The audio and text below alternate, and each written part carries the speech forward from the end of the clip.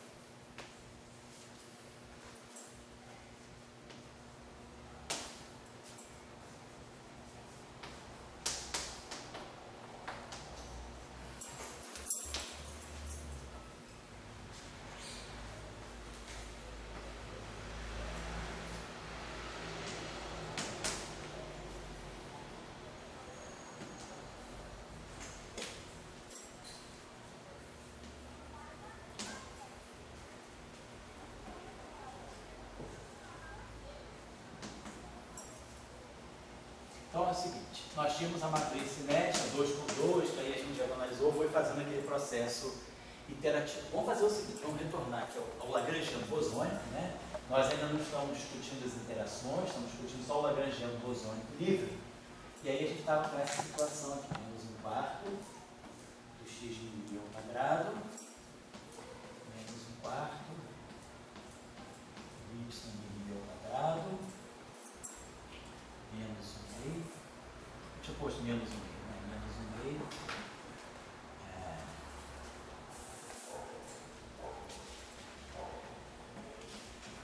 menos 2, x mini, y mini, desculpa, menos 1/2 aqui, e depois mais 1/2, é isso aí? N2, y, né? Tá certo. Vamos fazer o seguinte, ao invés de pegar a matriz cinética, separar os termos cinéticos de x mini com y mini, diagonalizar, vamos fazer um shift aqui, vamos pegar o seguinte, vamos pegar esse, né? Esse termo aqui, a gente pode escrever esse termo aqui da seguinte maneira, menos 1/4 do y mini mais que x mini ao quadrado. Se eu tomar o quadrado desse termo, eu vou gerar o menos 1/4 do y ao quadrado.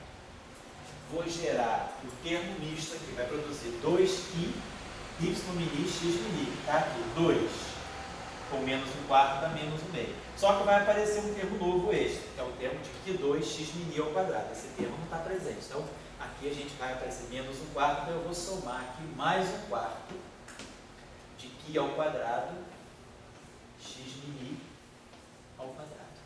Então, isso aqui, esse termo que eu estou escrevendo, só esse terminho aqui, esses dois termos aqui. Então, esse termo aqui, a gente junta com aquele lá. Vou escrever aqui.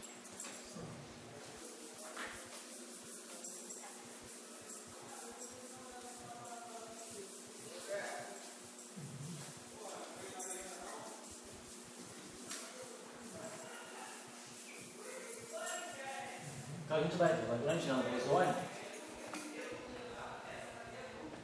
ele vai ficar menos 1/4 de menos que ao quadrado, é isso, que ele vai entrar esse mais que ao quadrado, vai ficar com o sinal menos que ao quadrado, x mini. Perfeito. Aí a gente vai ter aqui esse termo menos 1/4 do y mini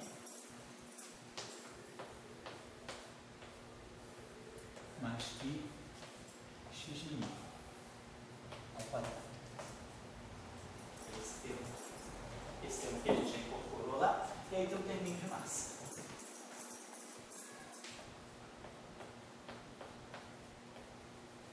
Vou botar aqui y mini ao quadrado. Tá lá. Então, a gente está vendo aqui o seguinte. A gente já viu que produziu aquele 1 menos qi ao quadrado. De novo, por que 1 menos qi ao quadrado tem que ser positivo? Para poder garantir a positividade do setor x mini ao quadrado. Agora, esse campo aqui dentro, o que nós temos é eu posso redefinir isso aqui, eu posso pegar esse y mini mais que x mini, vamos chamar isso aqui de um z mini. Isso é equivalente, em termos de field strengths, eu estou fazendo essa associação, quer dizer, eu estou fazendo essa redefinição. Y mini mais que x mini é z mini. Que eu posso, se quiser, escrever assim também. Posso escrever em função do campo. Quer dizer, isso aqui está me dizendo que y mini mais que x mini é igual a, estou definindo como z mini. Quer dizer, se isso aqui vale para os potenciais, vai valer também para os tensores, y mini, x mini e z mini. Então, a gente, no fundo, está fazendo uma redefinição de campo aí. A gente está chamando chamando isso aqui de um novo field strength, que é equivalente a chamar esse campo aqui. Deixa eu apagar aqui.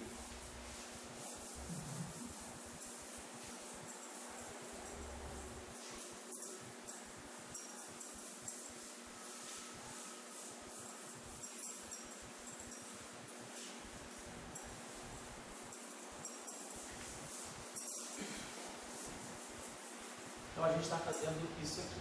A gente olhar, nós podemos zona. Eu posso fazer o seguinte, vamos fazer assim, menos 1/4 aqui. Vamos aqui ao quadrado, x mini ao quadrado. Aí a gente, de uma certa maneira, a gente já diagonalizou o termo cinético. Que a gente botou aqui menos 1/4 de um z mini ao quadrado. Zé, se esse 1 menos q2 for negativo, a energia vai ficar negativa. Porque a gente sabe o seguinte, a gente sabe que no Lagrange máximo, menos 1/4 do f mini ao quadrado, no lagrangiano, ele produz no hamiltoniano 1/2 de A2 mais D2. Então, esse fator aqui, menos 1/4, é crucial para ter esse 1/2. Então, se eu botar aqui uma constante que, vamos dizer, botar uma constante psi, essa constante psi vai aparecer aqui. Então, se ela for negativa, a energia vai ficar negativa. Então, é sempre bom a gente ter, quando a gente trabalha com a métrica mais, menos, vamos dizer assim, o termo canônico do campo escalar é esse aqui, d-φ. O campo escalar, isso aqui garante, no hamiltoniano, garante 1/2, deixa eu botar aqui 1/2, garante 1/2 de φ ponto ao quadrado mais gradiente de φ ao quadrado. Então, se aqui tiver um parâmetro também xi, se esse xi for negativo, aqui vai aparecer negativo. Então, esse termo, quer dizer, a métrica, ela é importante para definir os termos cinéticos para nós. E os termos cinéticos são aqueles que têm que dar campo livre para energia positiva, para poder garantir a existência de um ground state. Se você não tiver um campo livre que tem energia, um mínimo bem definido, você na hora de quantizar não tem ground state. Isso aqui é o potencial. Se a tua energia pode ser tão negativa quanto você queira, você não vai ter estado fundamental. A teoria quântica é instável. Você pode decaindo infinitamente. Pode decaindo infinitamente, exatamente. Não está acontecendo no Brasil. O Brasil está perdendo seu ground state em tudo que está acontecendo. Será que Lula é o grão forte do Brasil? Parece que o Lula é o Estado fundamental, né? Que consegue estabilizar um pouco o Brasil. Estamos perdendo aí o nosso padrão. Então tá legal. Então, menos um quarto de então, a gente, de uma certa maneira, a gente está vendo, ó. A gente diagonalizou, temos, agora vamos jogar, claro, para cá, mais um meio de M2. E aí aqui a gente tem o Zmi, Xmi. Mas quem é o YMi? O YMi é Zmi, né? Zmi menos que Xmi ao quadrado. Então, aqui a gente agora pode fazer, tem esse termo aqui, que não está normalizado a 1, eu posso fazer aquela mesma historinha. Eu posso pegar esse raiz de 1 menos que ao quadrado e associar um xmi e chamar isso aqui de um x tio mi, por exemplo. Se eu fizer isso, na verdade eu estou dizendo que raiz quadrada de 1 menos que 2 x mi é um x tio mi, fazendo isso.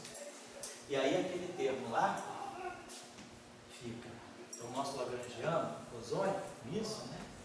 Ele vai acabar ficando menos um quarto do x tio mi ao quadrado.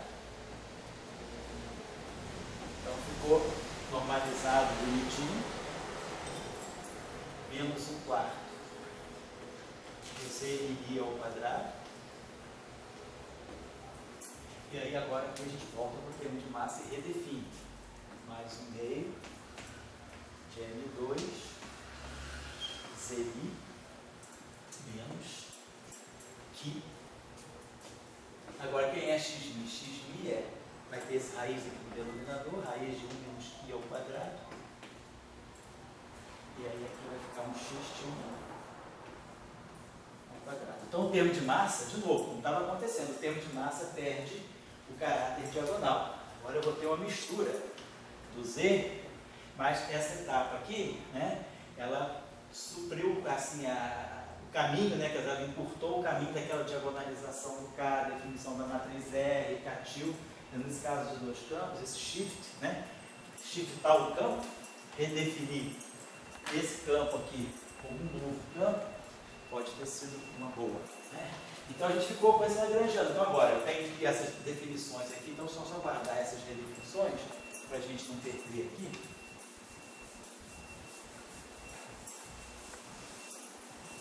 Essa primeira definição que a gente fez foi, chamou o YMi, mais aqui Xmi, a gente definiu isso aqui como sendo um Zmi. Esse termo ele vai escrever. Esse termo vai misturar Z com X.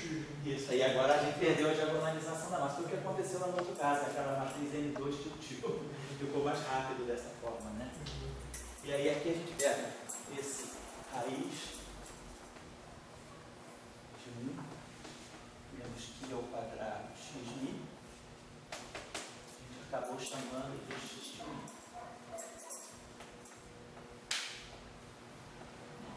Então essa é a cadeia de definições que nós usamos para o y ou para o x, né? Quer dizer, eu posso expressar a qualquer momento y e x em função de x tio mi e z. Aí agora, eu estou com essa matriz, esse termo aqui. Esse termo aqui, quer dizer, olhando, deixa eu apagar isso aqui, vou cá. Então, olhando aqui para o nosso lagrangiano cosônico, então a gente ficou com a parte cinética menos um meio, né? Menos um quarto, x tio mi ao quadrado, isso mesmo, né? X tio mi ao quadrado.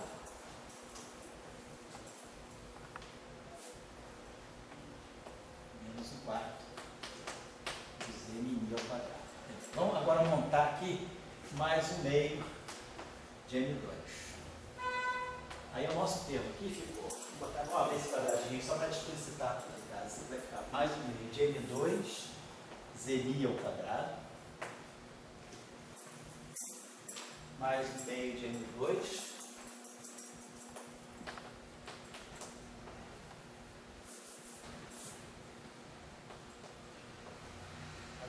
Q ao quadrado sobre 1 menos Q ao quadrado. E depois o termo misto, menos M2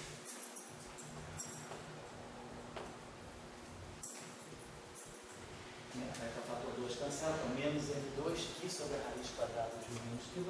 Estou faltando x ao quadrado. Opa, aqui está, né? Aqui é, né? X mil ao quadrado, tá certo. Perfeito, obrigado. E aí aqui vão ter menos 1 meio. Aí vai estar menos M2, não é isso? Menos M2 é o termo misto. Menos M2, que vai ficar o Q sobre a raiz do Q. Sobre a raiz quadrada de 1 menos Q ao quadrado. E aí o termo do Z, né? X mil. Z, isso? Então, nós estamos com aquele problema, que era o problema final, que era como definir, né? Quer dizer, como diagonalizar uma matriz de massa. A gente está com essa discussão. A gente tem que agora voltar, passar aqui, vamos olhar aqui na nossa matriz de massa. Então, a gente pode escrever esse termo de massa, vou botar aqui só o lagrangiano bosônico de massa. Vamos fazer assim, só o termo de massa. Separado. Isso aqui fica guardadinho. Então a gente vai ter 1 meio, podemos escrever assim, 1 meio de M2. Vamos fazer aquela mesma historinha. Deixa eu apagar aqui, vamos botar assim. 1 meio de M2. Aí vamos fazer o seguinte, vamos definir um vetor aqui, que eu vou chamar de, para não dar confusão com outro caso, vamos chamar assim de WMI transposto. Já vou explicar o que é esse W, vamos definir esse WMI assim. De novo, como os dois campos estão misturados, vamos colocá-los num duplete. Então a gente vai definir esse duplete assim. Aqui é o X til Mi e aqui é o Z Mi. Então a gente vai escrever aquele termo lá, ZZ, X til Z, sob a forma matricial. Claro que com essa definição aqui, depois a gente faz o termo seguinte, vai ficar assim. Então, o meio do W metil, aí aqui vai ficar uma matriz de massa. Aqui. E aqui o WMI. Esse WMI é um vetor linha, WMI transposto é um vetor linha, e esse WMI que está aqui é um vetor coluna. E essa matriz aqui. Eu já botei o meio de M2, né? Então aqui vai aparecer o X til Mi com X til Mi, vai aparecer Q2 sobre 1 menos Q ao quadrado. É esse termo aqui que acopla Q com Q. Eu fatorei o Mi, né? O termo que acopla X til Mi com X til Mi. Depois o termo que acopla X til Mi com Z Mi, ele vai ter, tem um sinal menos ali, né? Então ele vai ter menos Q sobre a raiz quadrada de 1 menos Q ao quadrado. É esse termo aqui. E a mesma coisa vai aparecer aqui, menos Q, raiz de 1 menos Q ao quadrado. Que esse termo vai aparecer 2 vezes, como termo cruzado. Aí vai cancelar o fator 2, vai dar o M2. Eu já tenho esse M2 aqui. E o termo de Z com Z é 1. Certo? Então essa matrizinha, com aquele vetor coluna, resolve a nossa situação. E aí a gente vê o seguinte, essa matriz aqui tem determinante zero. Deveria ser, bater com outro caso. A matriz de massa, aquela matriz N2 til-til, que a gente depois transformou numa matriz diagonal, lá no final da etapa toda, ela tinha determinante zero. E a gente está obtendo as mesmas coisas. Quando a gente diagonaliza o termo cinético, a gente ganha uma matriz de massa que tem determinante zero. Então isso vai garantir a presença de um alto estado, de um alto vetor, com alto valor zero. Então a gente pode reescrever o nosso lagrangiano bosônico todo desse modo. Isso aqui se presta para deixar isso aqui na forma diagonal. Então nós vamos ter aqui menos 1/4 do W mini transposto, W mini, fica direitinho. Esse termo aí, essa configuração de dublete aqui, garante esse termo cinético já diagonalizado. E aí aqui a gente vai ter mais um meio, vamos colocar assim, de WMI transposto. E aí vamos incorporar esse M2 com essa matrizinha aqui, M2 com tudo isso aqui, vamos chamar essa matriz aqui de M2. E aí aqui o WI. Lembrando então que essa matriz M2 para nós ela está definida assim. Esse parâmetro de massa ao quadrado e aquela nossa matriz ali. Aqui 2 sobre 1 menos Q ao quadrado. Menos Q sobre raiz quadrada de 1 menos Q ao quadrado. Menos Q sobre raiz quadrada de 1 menos Q ao quadrado. E aqui 1. Então essa é a nossa matriz M2.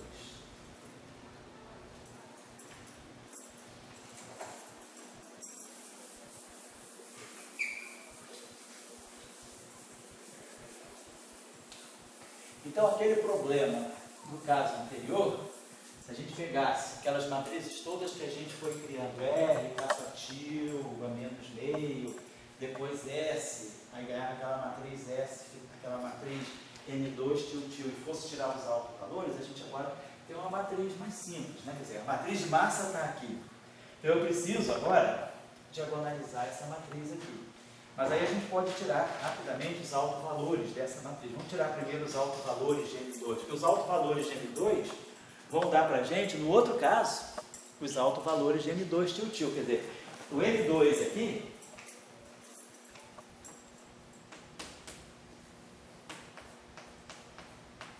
vamos dizer assim, desempenho, papel,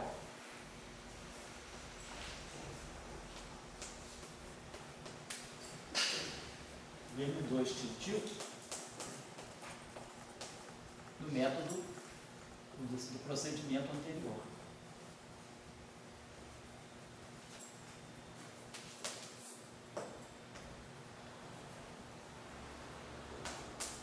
Certo? Então vamos tirar os autovalores, quer dizer, tirando então os autovalores de M2, aí por quê? A matriz M2 é simétrica, então perfeitamente diagonalizada, né? Ela é simétrica e, ao mesmo tempo, esse termo aqui tem a unidade. Então, se nós aqui sabemos que a matriz que diagonaliza esse M2 é um S, vamos ver que aqui a gente coloca S transposto S. Para não confundir com a outra matriz, vamos chamar essa matriz aqui de uma matriz T transposto T. E aí aqui vamos botar T transposto T. Então, quem é a matriz T? A matriz T é a matriz que vai diagonalizar M2. Então, quer dizer, chamar os autovalores de M2, vamos chamar de M1 ao quadrado e M2 ao quadrado. Vamos dizer que ele tem esses dois autovalores. Em princípio, claro, a gente sabe que um deles vai ser zero, porque eu então posso chamar direto de um zero, quer dizer, um vai ser, já sei que o determinante de M2, o determinante dessa matriz é zero, então um autovalor tem que ser zero. E o outro autovalor vou chamar de M2, para distinguir daquele M2. Então, eu sei que tem uma matriz T, que vai atuar em M2, T transposto, vai nos dar exatamente 0, 0, 0 e 2. Certo? Sei que essa matriz aqui é diagonal, então ela vai ter que me dar, no final do dia, aquela forma lá, já vai ser diagonalizada. E a matriz T é a matriz que faz isso para nós. Então eu posso botar um T transposto T aqui, e aí eu posso definir o T WI, essa matriz T atuando nesse WI, é a matriz que vai estar mantendo o termo simétrico diagonal, quer dizer, eu vou redefinir esse TWI como sendo um W tilde.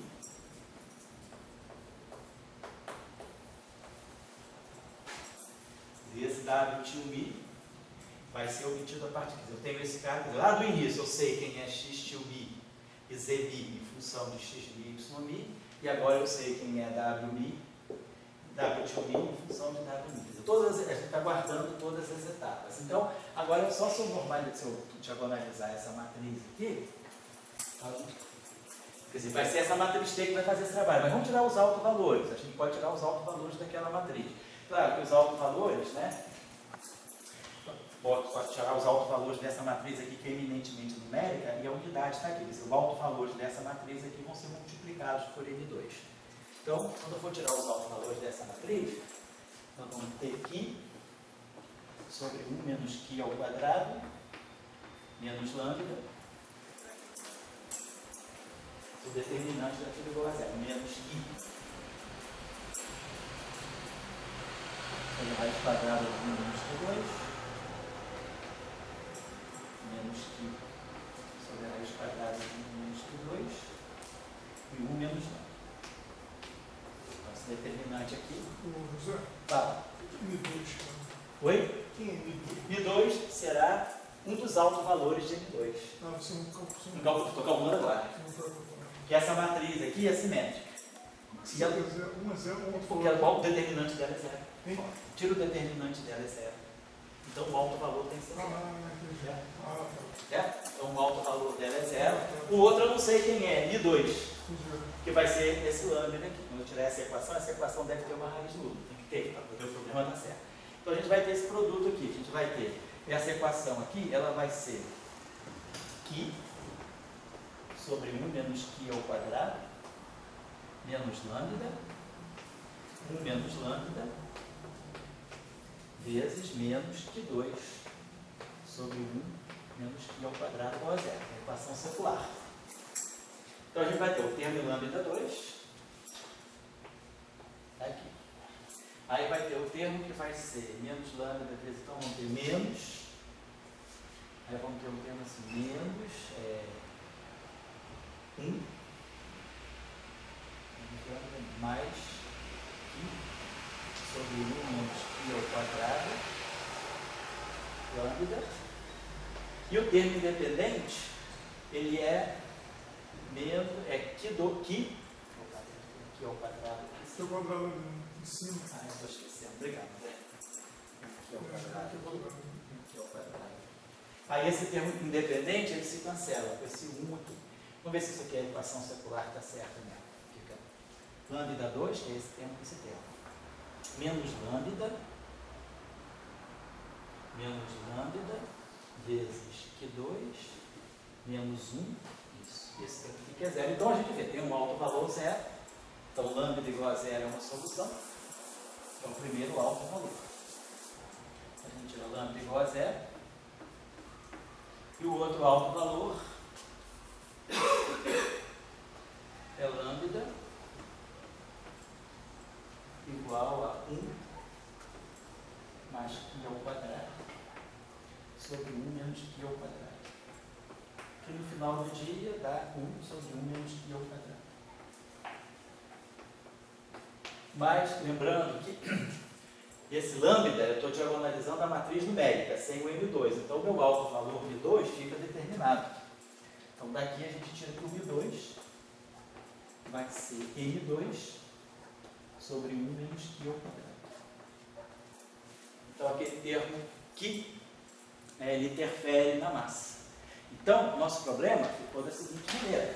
A gente reduziu o problema ao problema de dois campos. Quer dizer, quem quiser pegar o outro exercício, primeiro caminho, e calcular aquelas matrizes intermediárias todas, até chegar na matriz final, que é aquela matriz M2 tio diagonal, vai encontrar esse resultado. Que a matriz M2 tio diagonal tem um alto valor zero, uma massa é zero, e a outra massa é aquele M2 do Lagrangiano, dividido por esse termo aqui que estava no termo cinético. Quer dizer, a interferência do termo cinético, do mix cinético, né, com o termo de massa. Opa, eu apaguei isso aqui, não posso botar assim. Só a gente ficou com a seguinte, só para resumir tudo aí, a gente ficou com a seguinte situação. Nesse procedimento, a gente ficou que o nosso Lagrangiano, ele ficou completamente diagonal nessa base aqui, a gente introduziu o θ, ele ficou menos 1/4. Então, só para lembrar, gente. Então, a gente tem o seguinte, a gente tem que ter, a gente definiu, na verdade, um WMI, a gente definiu assim, x tio mi, z mi, não é isso? Aí, pegamos essa matriz T, atuando no WMI, e esse aqui virou para nós o nosso W tio mi, que nós vamos estar chamando de um x tio mi, chamar assim x tio mi, e um z tio mi. Então essa é a base, então essa aqui, esses aqui são os campos, né, onde o Lagrangiano estes campos, né? Quer dizer,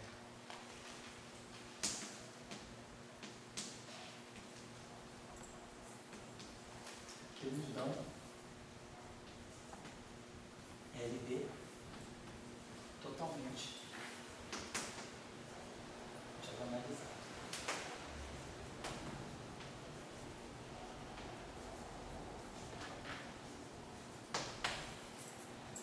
Então, o nosso lagrangiano, bosônio, acabou ficando menos 1/4 do x tilde mi. X tilde mi. Agora com essa base aí, menos 1/4 do z tilde mi. A notação está meio assimétrica, né? Porque um é 2 til, outro é til, mas é porque a gente fez, a gente definiu um x til, né? Z til. Não ia estar certo, é z til mi. Z til mi. Então esses campos aqui. E aí o termo de massa ficou mais um meio de o cara que é zero, o cara que ficou nessa base com massa zero foi o x til til, que é x til til. E aí o cara que ficou com massa N2 sobre 1 menos Q ao quadrado foi justamente o Z til mi. Que é a matriz de massa, né? Nessa base aqui, a gente organizou o dublete com x til mi em cima e o W embaixo. Então a matriz de massa saiu assim. Essa massa aqui é a massa do Z til mi. Está embaixo, a massa desse cara. Então, o lagrangiano agora ficou completamente diagonal. Então, nós temos dois campos, né? Um campo que pode ser facilmente interpretado. Então, no final de tudo, esse pode ser o campo do fóton. E esse cara aqui é um campo massivo. Né? E o mix, quer dizer, esse Ki aqui, é que guarda o mix do fóton, guarda o mix, né, daqueles dois campos de gauge iniciais, o xmi e o ymi. Então, aquele termo de mix, na verdade, ele se desdobra nesse termo de massa. Ele corrige aquela massa do lagrangiano inicial e nos dá isso aqui. Aí, é claro, a gente aqui sabe recuperar. Quer dizer, como é que eu vou escrever esses campos aqui? Como é que eu vou escrever xmi? E eu vou precisar agora escrever xmi e ymi em termos, né, desses campos aqui, em termos de x til til mi, x til til mi e z til mi. Aí é só refazer esses passos aqui, né? Quer dizer, esse campo aqui eu posso escrever, quer dizer, conhecendo essa matriz aqui, então, quer dizer, eu tenho esses campos aqui, né? Eu quero conhecer o x, então eu vou inverter isso aqui. Quer dizer, se eu pegar essa matriz aqui, olha esse termo aqui, se eu inverter essa relação, lembre-se que a matriz que foi diagonalizada era uma matriz simétrica, então esse termo é uma transformação ortogonal. Então o inverso de T é T transposto. Então essa relação aqui, o inverso dela fica Wmi igual a T x til til mi. Opa! X til til mi por Z til mi. Não vou bater os aí. Tá certo. Então, a gente consegue agora escrever. Então, agora, quem é o nosso Wmi? O nosso Wmi aqui está aqui. É o x til mi e o ymi. Eu sei já, estou quase chegando lá. Quer dizer, eu conheço essa matriz, em princípio, quer dizer, eu sei diagonalizar, então eu conheço a matriz aqui, é conhecida, é a matriz que diagonaliza, né, conhecida, a gente pode calcular explicitamente. José, Oi? isso seria T transposto, cara? É T transposto. Desculpa, hein? Não, é T transposto. T T transposto, é o inverso. Então, a matriz T é conhecida, porque quem diagonalizou aquela matriz sabe quem são os autovalores, pode tirar os autovetores, normaliza, e aquele esquema de sempre. Coloca os autovetores normalizados, um em cada linha, o autovetor 0 e o autovetor não nulo, B2. Então eu conheço a matriz T. Quem conhece a matriz T, então pode tirar x til ymi. Mas lembrando, quem era x til mi, que eu não me lembro mais, x til mi, a gente fez o x lá. X til mi, eu acho que era um x, não era xmi, mais que ymi, é isso aí? Não. O contrário. Ao contrário. X til mi. Então, x til mi era raiz quadrada de 1 menos q2 Raiz quadrada. x mi. Ah, tá, obrigado. Raiz quadrada de 1 menos 1 q ao menos quadrado. q2 x mi. Ah, tá certo. É. Não é isso mesmo? Não. É aquela que nós normalizamos, Isso. né?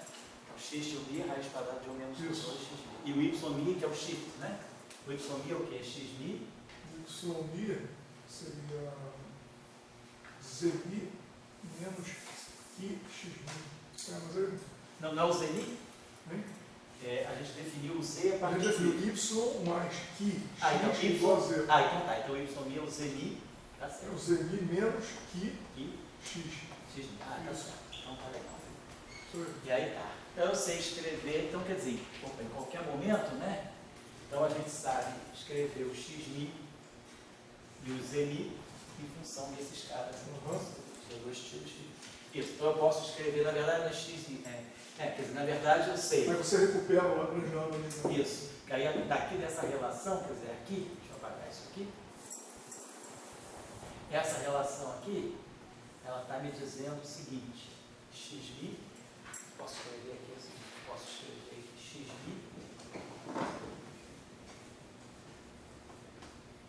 é 1 sobre a raiz quadrada de 1 menos q ao quadrado, x de 1. Isso. E o zmi é o y mi mais o q. Então, em qualquer momento, eu posso recuperar o x e o y em função, por exemplo, na verdade, essa relação que já me resolveu, porque eu já sei quem é o y em função do x2 tilde e do z tilde. O x2 tilde e z tilde. Então, o y sai daqui diretamente. Então, eu sei quem é o y. Aqui dessa relação aqui, eu tiro o x til mi em função desses dois caras, mas o x til mi está relacionado com o x mi dessa forma. Então, eu sei expressar o x mi em função desses dois, que são os dois que apareceram no Lagrangiano final diagonal, e sei exprimir também o meu y mi em função desses dois aqui. Então tá legal. Então a gente sabe, quer dizer, na hora dos acoplamentos, aí a gente tinha lá psi barrado, gama mi, psi, x mi.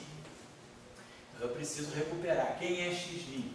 Eu sei quem é x mi. X mi eu posso escrever em função desses dois caras aqui. Se alguém tomou nota disso aqui, eu vou tirar um xerox, que aí na próxima aula eu já trago a matriz T calculada explicitamente, trago para a gente não ficar perdendo tempo aqui, construir matriz, inverter e tal. Então, mas é só para ter porque o que vai ser importante para a gente agora? O que vai ser importante para a gente agora vai ser olhar os acoplamentos. E aí, na hora dos acoplamentos, a gente vai ter os campos iniciais, antes das diagonalizações, que estão acoplados com as correntes fermiônicas. Mas agora, mediante essas redefinições de campo, esses acoplamentos vão todos mudar por conta dessas redefinições aqui. E aí a gente vai ver, aí a gente vai interpretar quem é o fóton, né? Se a gente quer interpretar o fóton como sendo o estado de massa nula, a gente vai querer interpretar o campo do fóton como sendo esse x til mi. Esse campo de dois tils aqui, que não tem massa, se a gente quiser interpretar ele como fóton, então a interação dessa corrente de matéria com o fóton, eu vou precisar escrever isso aqui em função do fóton, que é x til, e em função do campo massivo, que é o z til. Né? Eu vou escrever isso aqui em função desses campos. Então, por isso que eu estou precisando fazer esses retornos aqui.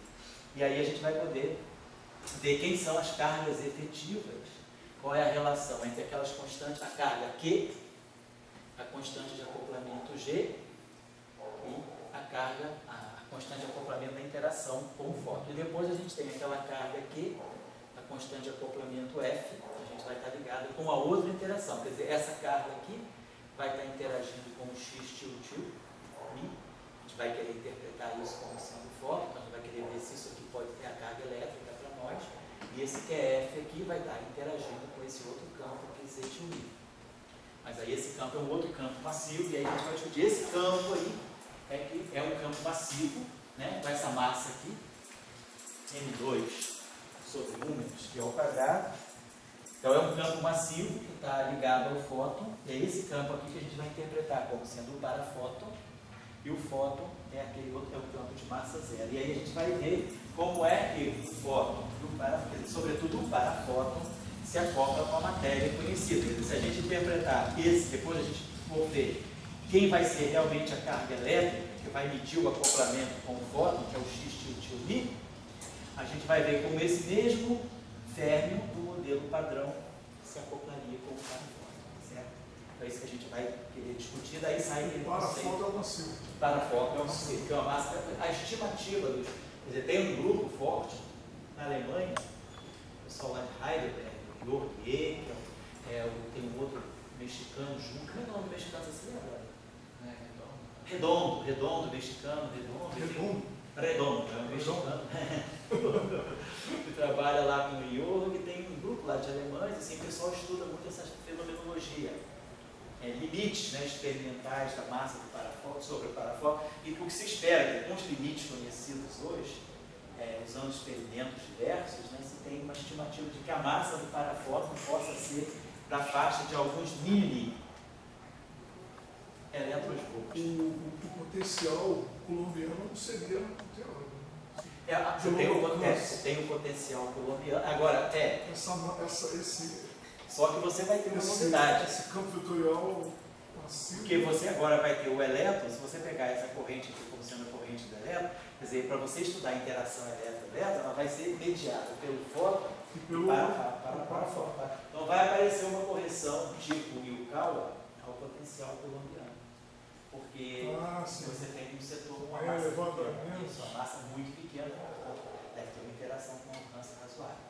Isso se estuda também, as correções aos potenciais. Então a gente pode falar.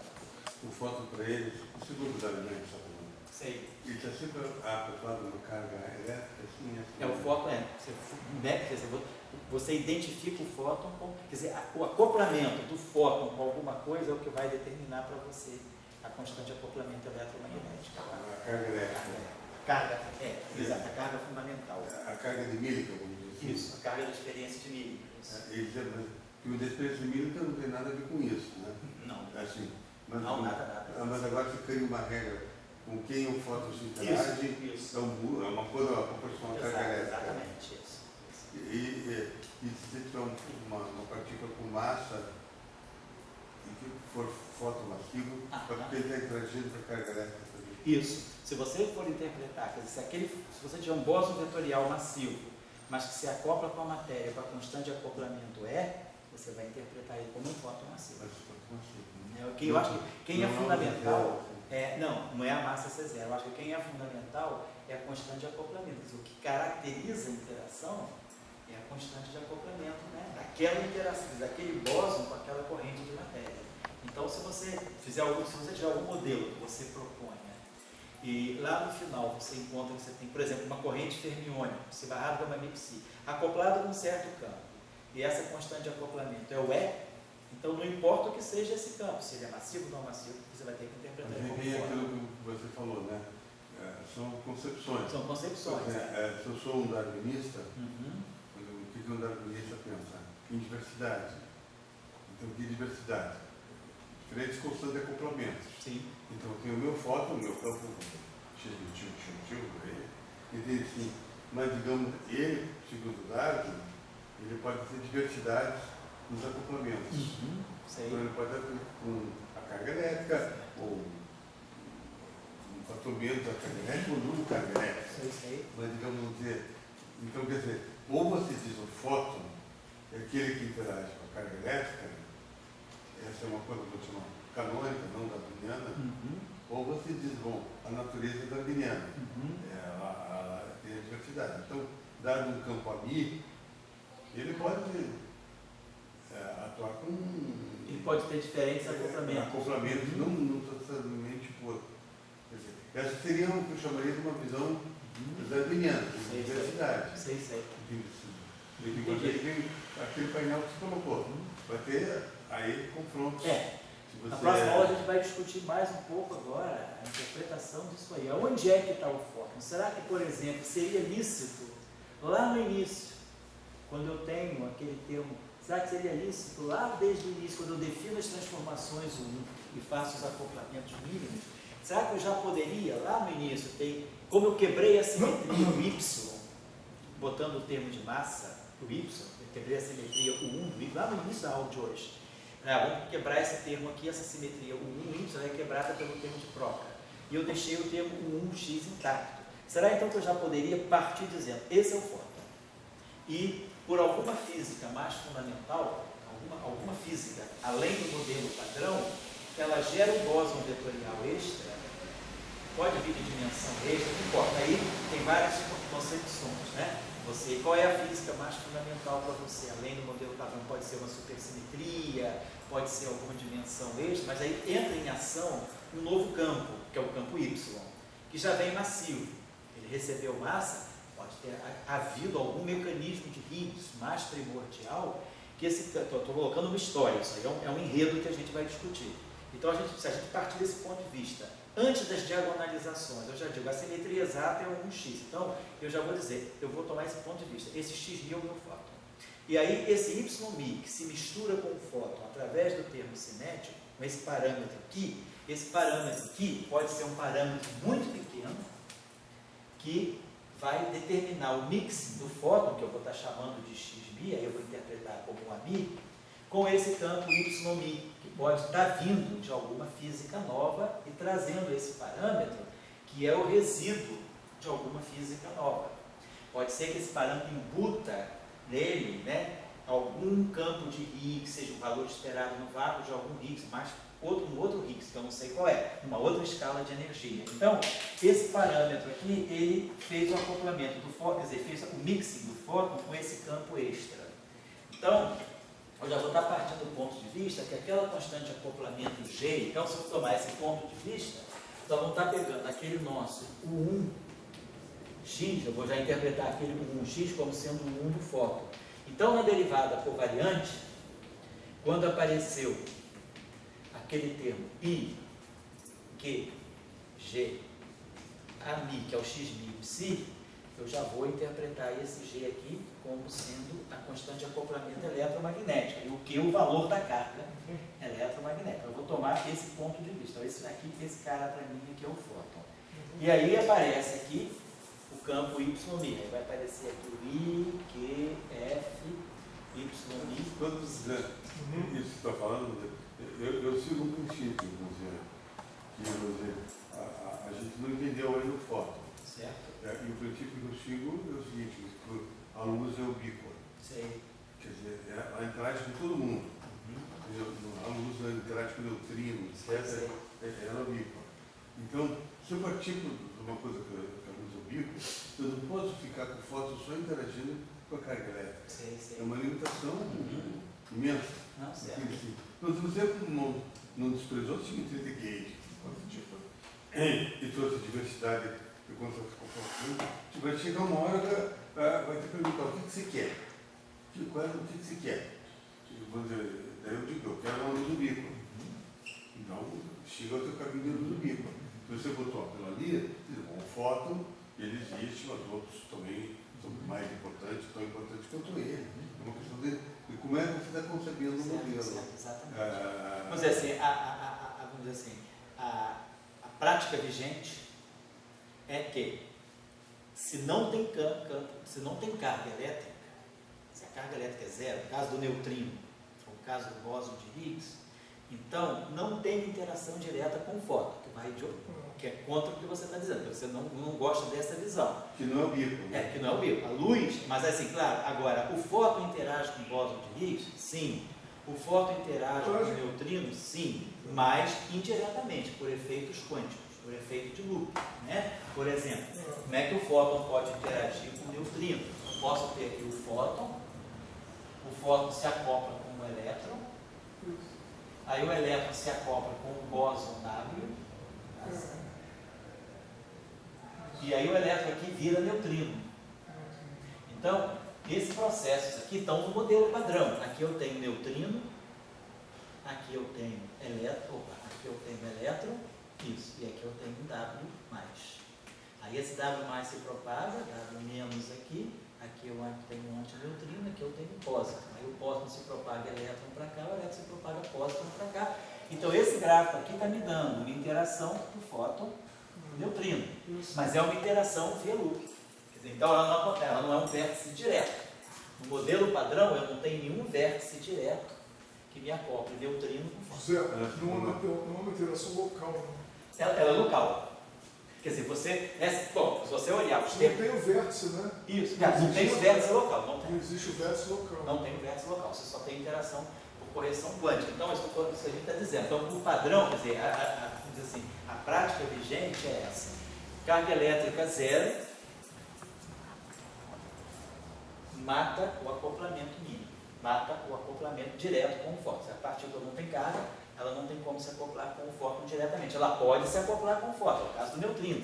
Tem interação neutrino-fóton, mas, por exemplo, uma interação indireta. Poderia ter alguma coisa desse tipo assim, né? Por exemplo, como está aqui, né? Eu poderia ter um neutrino vindo aqui. Esse neutrino aqui pode interagir, vamos dizer assim, com o W. Vou colocar aqui que eu tenho outro neutrino. Espalhamento neutrino-neutrino. Parece um pouco assim, essas teorias do Aécio, né? O outro cara pegou a mala. Não. É menos corrupta. Ali a mala veio te dar do. Não, a teoria é menos. Levando a mala. Olha, deixa eu te mostrar aqui. Não tem nenhum mistério aqui. Todo mundo sabe onde é que a mala está. Vou pensar, ó, a mala saiu, as duas malas saíram daqui. Aí o outro cara aí o boss W foi lá, entregou a mala. Aí o boss W entrega a mala para o elétron.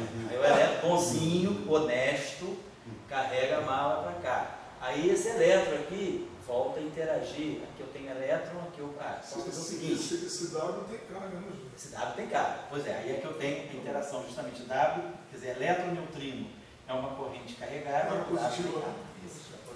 Aí o elétron vem para cá. Aí o elétron pode vir para cá e aí aqui fazer assim. Então eu posso ter neutrino na neutrino e fóton-fóton. Posso ter um espalhamento assim. Vem aqui, né, o elétron, aí o elétron aqui se acopla com o posíton, fóton, então tá. Então, tá tudo direitinho aqui. Então, quer dizer, essas interações, quer dizer, neutrino e neutrino, claro que é uma seção de choque, que é isso, né?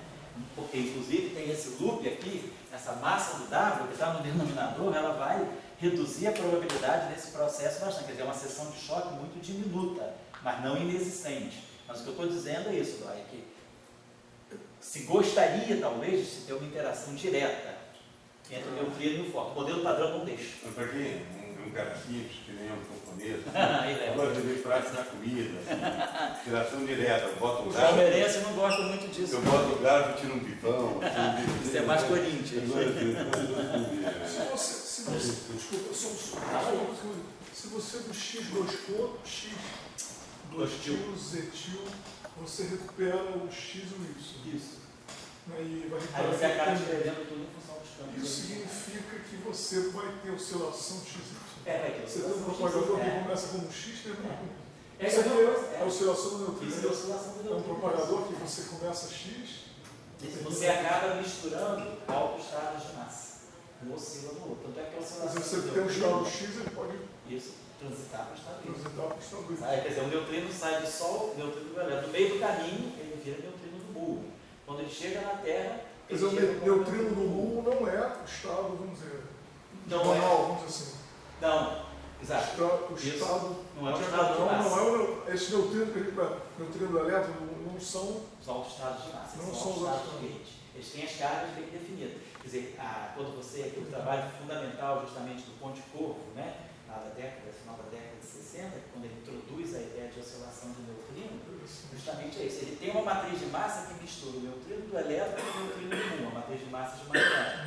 Neutrino de Bixen de massa. Bilinear, termo de massa. Aí, quando você diagonaliza a matriz de massa, você tira os estados de neutrinos left de Majorana, que são altos estados de massa. E aí, esses estados de massa, eles flutuam. Quer dizer, quando o neutrino do elétron e o neutrino do muon, eles são flutuações, quer dizer, são oscilações desses neutrinos altos estados de massa. Então, quando o neutrino do elétron, não é que o neutrino sai do Sol, como o neutrino do elétron, ele pode chegar na Terra como o neutrino do muon.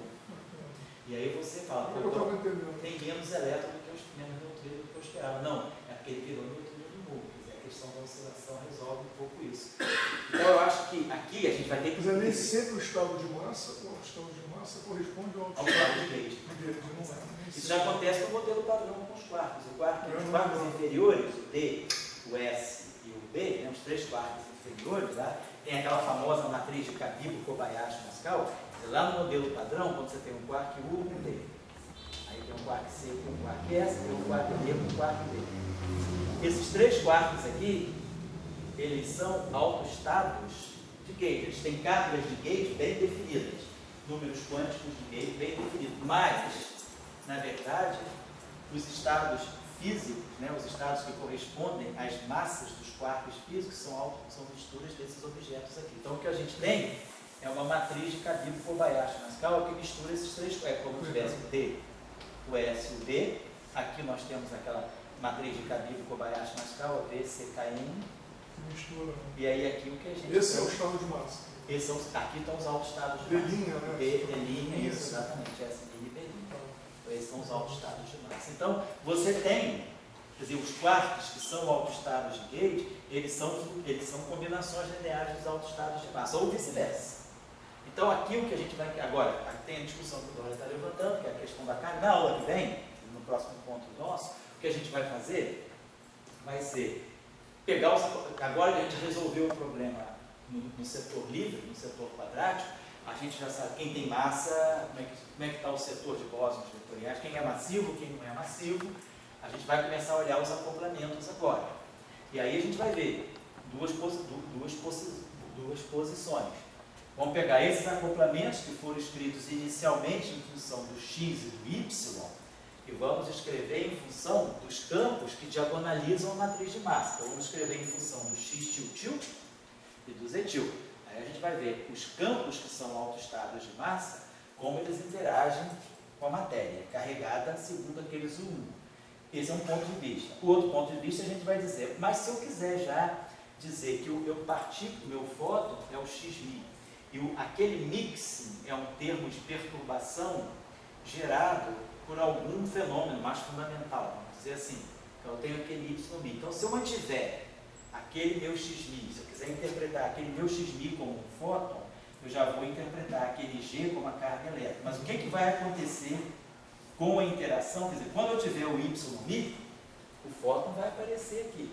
Esse ymi aqui foi o fóton, a carga, né? Quer dizer, o nosso fóton, quando a gente fez o shift aqui, a gente shiftou o X para um X, o X pode ser shifted para um X-til que envolvia o Y, né? E envolvia, X-til com X, desculpa. Quando a gente shiftou, o Y com o X para definir o X-til, então aqui eu vou ter lugar para poder rever como é que o fóton vai entrar aqui, porque esse campo aqui vai perceber um shifting no campo do fóton, no campo que vem do fóton. Então, nós vamos ter 2 panoramas para a gente poder discutir a interpretação de como olhar esse modelo. Você tem 2 formas de olhar. E, digamos, as 2 são certas, as 2 são erradas, a gente tem que pensar o seguinte: uma forma, uma interpretação pode se mostrar melhor do que a outra se você propuser algum experimento que vai te indicar se a melhor maneira é definir o fóton já de partida, ou se a melhor maneira é a gente olhar o estado de massa e dizer, não, o fóton é o que tem massa zero. Então tá, ele tem massa zero, tá lá, e aí agora eu vou rever os acoplamentos. Ou o que é mais fundamental? Se são os acoplamentos, se são mais fundamentais do que as massas. E aí a gente pensa que os estados, os estados com carga bem definida são combinações lineares, são oscilações desses estados de massa. O que está certo? Se eu tiver que tomar um ponto de vista... Eu quero dar um pouco mais geral. O que está certo? Deus ou o modelo padrão? Quer dizer, Deus foi muito claro no livro do Gênesis, né? Ele fez a luz. Tudo sai da luz. A luz tem que ser ubíqua. Então eu acho o seguinte, no curso aqui, acho que uma coisa interessante é a gente colocar como fundo, claro que a física atualmente não vê a luz como ubíqua. Então, o que é? Será que a luz é ubíqua? Será que nós estamos numa época ainda um engano, uma coisa desse tipo? Acho que isso é um ponto muito importante. Esse curso é um curso de discussão. Eu estou trazendo um modelo, e aí a gente, a partir desse modelo, vai fazer um pastor. Oi? Fazer então um curso ecumênico, tá certo? Eu conheço um cara, já fiz mesa redonda uma vez com um cara que é da Umbanda. Foi ótima essa mesa redonda, era uma mesa redonda sobre ciência e religião. Foi lá na UFRJ, no Instituto de Bioquímica. Aí chamaram Mateia, O uma antropóloga. PJ é ótimo. E esse cara é líder comunitário da Mangueira. Ele faz o doutorado lá na UFRJ, faz o doutorado em filosofia e ele é pai de santo, Exu. Não sei, uma confusão lá. Assim, estou te fazendo, mas eu não entendi muito bem, mas ele é algum, assim, é filho de algum deus desses, assim. Estava lá, e aí eu entrava com o modelo padrão, né? Então estava lá, uma discussão danada, né? Foi uma mesa redonda bem animada, porque ele tem uma matéria, eu acredito, né? Então eu entrei como físico, físico evangélico, sei lá, o físico de Deus, Jesus, não tem uma matéria de Jesus? Eu entrei como físico de Jesus, sei lá, mas o cara lá do Humano, o cara bem colocado, assim, cara, muito bem colocado sobre a questão de Deus na Gênesis, assim, toda essa discussão da criação do universo, né, na cosmologia lá das religiões africanas. Mas o que eu acho assim, vou dizer. Posso chamar ele aqui de novo. É que o pessoal vai dizer, é interessante dizer, será que o universo ele não é uma máquina de fazer luz? Sei. Quer dizer, eu quero dizer o seguinte, vou dizer, o universo ele tem 120 bilhões de galáxias. Não, o universo é uma máquina de radiação eletromagnética, radiação cósmica de micro-onda, né? Quer dizer, o universo corpo negro, né? Corpo negro. Se a gente fosse fazer como físicos, que indústria faz o universo? Faz plástico, faz maçã, o que ele faz? Planeta. Me parece que o que ele faz é luz. Quer dizer, uma quantidade fantástica de estrelas que tem aqui, né? Ele faz luz. Será que a luz é assim?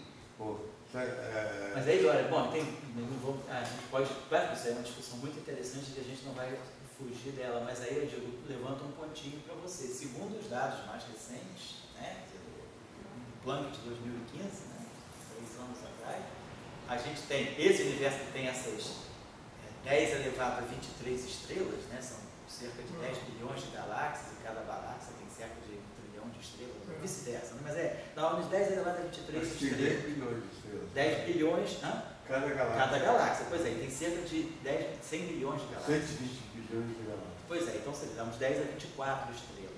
Isso é 4%. Isso é a matéria que interage com a luz. E segundo, estou só colocando para você, uma contraposição. Segundo a visão que a gente tem do universo hoje, 70% de energia escura, 26% matéria escura e 4% matéria visível que interage com a luz. Então, vamos dizer, a ubiquidade da luz está nesses 4%.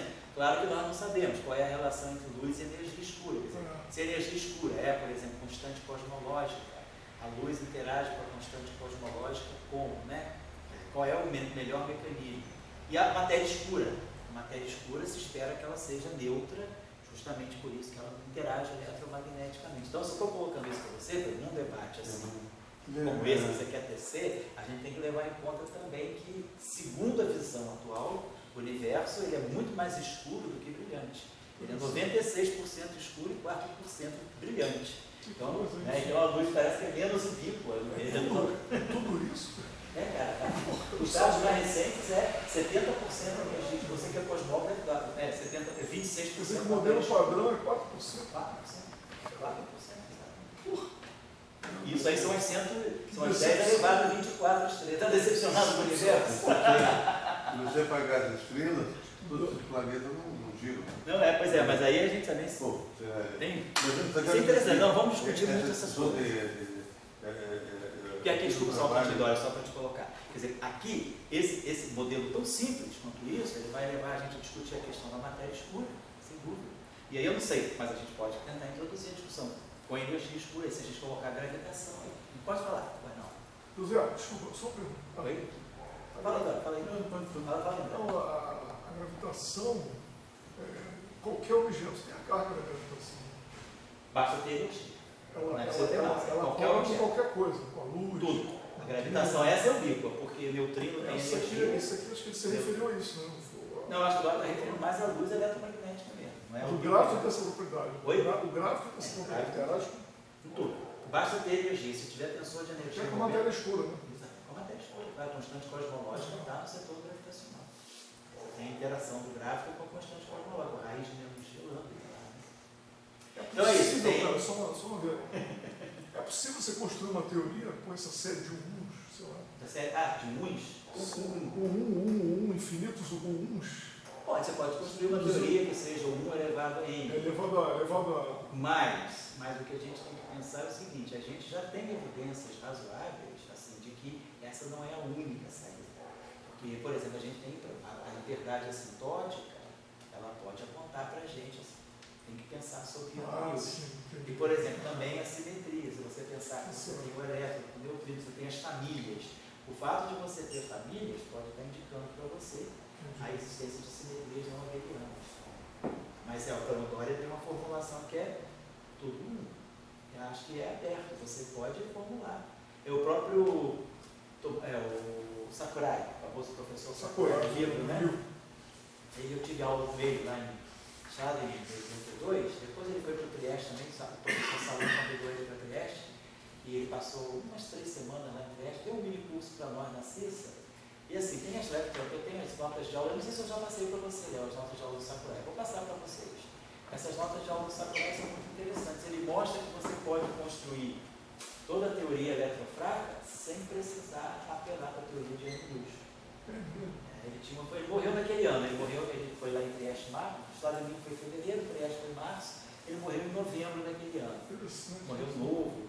Mas assim, ele tinha um modelo que ele dizia, eu quero mostrar, eu estou mostrando, né, através do meu modelo, que essa ideia de tudo tem que ser simetria de gauge local, ele colocava, é uma mania que se criou.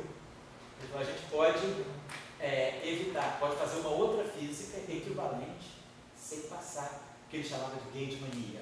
Né? Então a gente pode abrir mão disso. Então eu acho que o que é interessante em física é isso aí, a gente tem os modelos, vamos dizer assim, do mercado, colocar esse trabalho numa física é muito difícil, colocar esse trabalho numa sala, muito fora, bem extremo.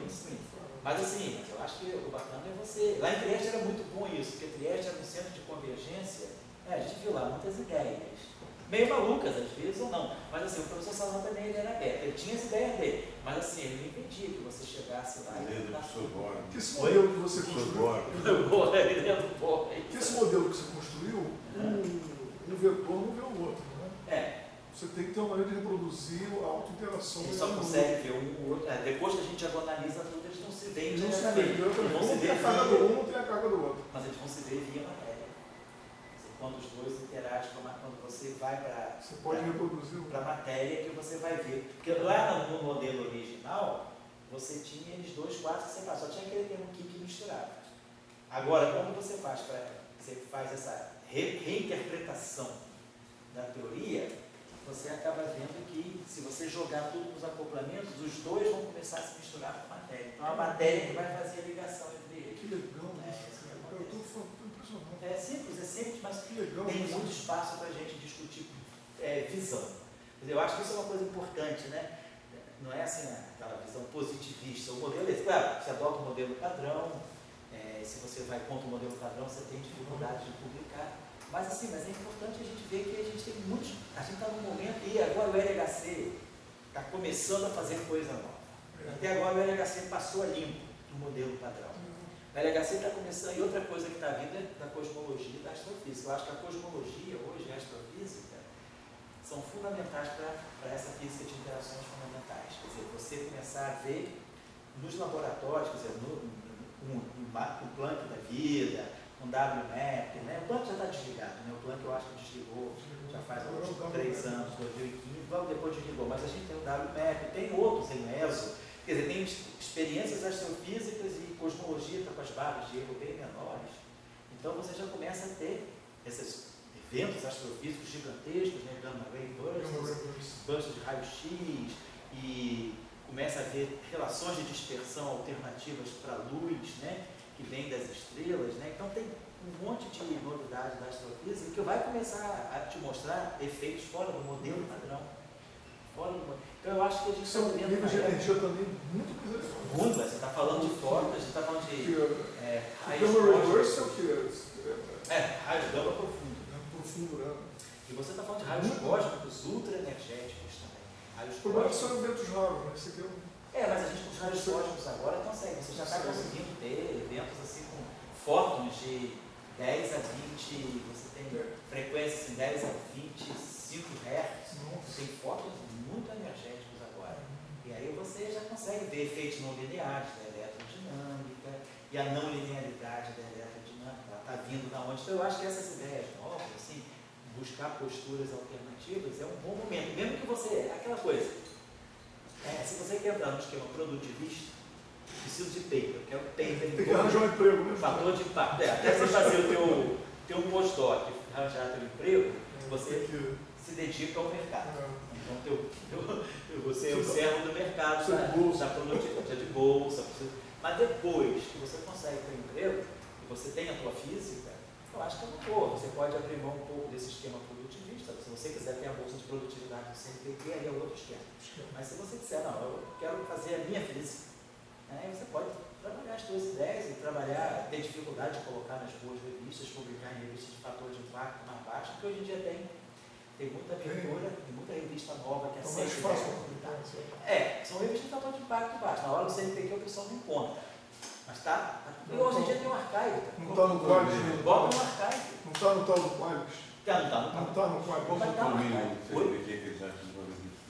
O mínimo que eles começam a considerar a partir de. Porque o CNPq é até mais razoável do que a CAPES. A CAPES tem os quadros da CAPES. O CNPq é um A, um B, dois A, mas o CNPq ele tem alfabeto e gama.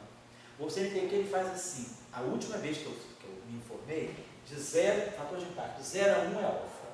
De 1 a 3 parece, o beta é bem largo.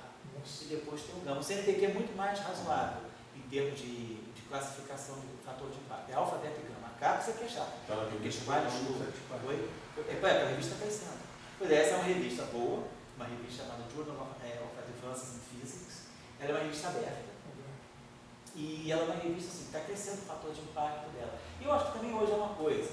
Quer dizer, você se justifica trabalhando, dando aula, e fazendo a tua pesquisa, tem um archive. A gente sabe, bota no archive, você bota, a gente vê, bota paper no archive, antes de estar publicado, se o paper é interessante, já tem citação.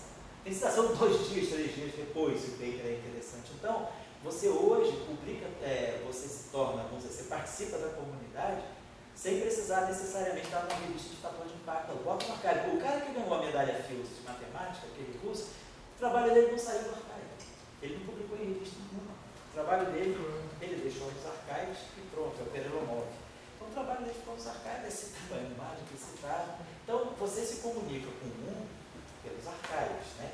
Agora, claro, se você quer entrar no esquema de ganhar grandes projetos, ser analisado pelas fundações, né, por essas instituições de apoio à pesquisa, pelas agências, aí tem toda a discussão da produtividade, quantos papers, fator H, seu fator H. Está vendo que tem isso, José? Olha, tem. A minha experiência que eu tenho Sei. é que eu quero saber qual é o teu paper. Eu sempre falo uma coisa, por exemplo, quando eu fui para Cambridge, lá, eu fui de Oxford para Cambridge,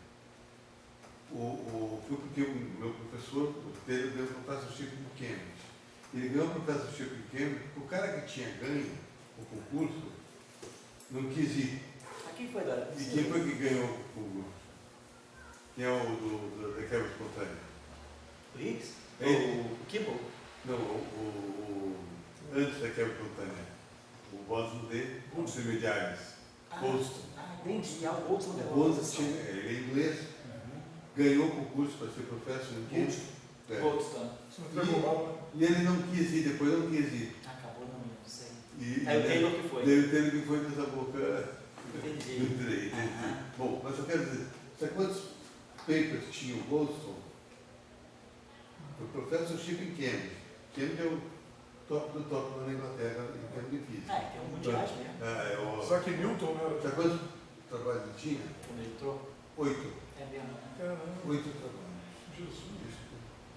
Então, quando vai aumentando o nível, o cara quer saber qual é o teu trabalho. Daquele trabalho não é para fazer 100. Mas quem foi?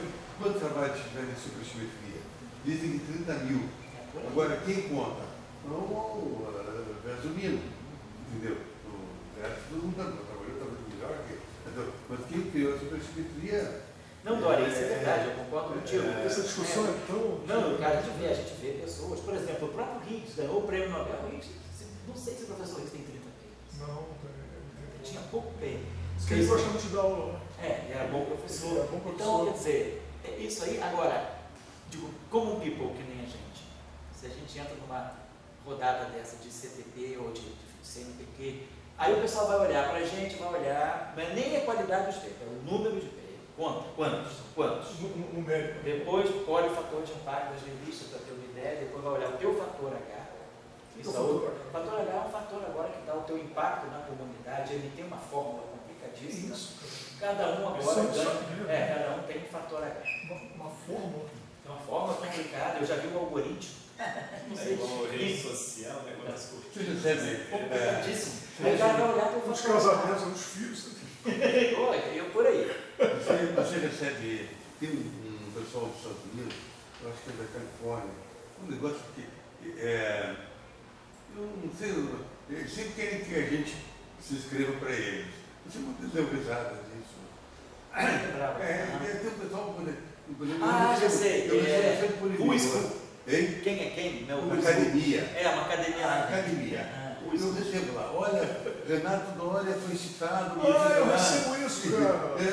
Rapaz, eu recebo esse negócio toda semana. Toda citação que você O recebe. senhor Penafim foi citado. Aí eu fiquei todo feliz.